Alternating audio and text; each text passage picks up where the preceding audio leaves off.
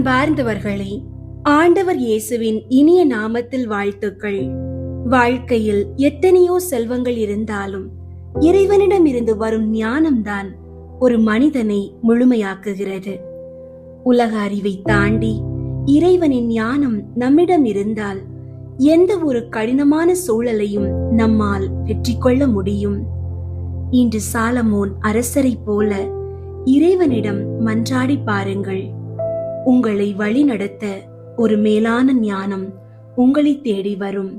இன்றைய நாளுக்கான இறை வார்த்தை சாலமோனின் ஞானம் 7ஆம் அதிகாரம் 7ஆம் இறை வார்த்தை. எனவே நான் மன்றாடினேன், ஞானம் எனக்கு கொடுக்கப்பட்டது. நான் இறைவனை வேண்டினேன், ஞானத்தின் ஆவி என் மீது பொழியப்பட்டது. ஜெபிப்போம். அன்பு தந்தையே, இந்த ஆசீர்வாதமான நாளுக்காக நன்றி.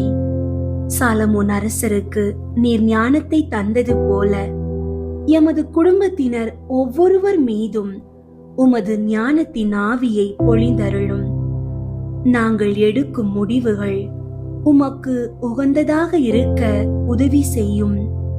இன்று பணிக்காகவும் கல்விக்காகவும் வெளியே செல்லும் எமது குடும்ப உறுப்பினர்களை உமது வல்லமை உள்ள கரத்தால் பாதுகாத்துக் கொள்ளும்.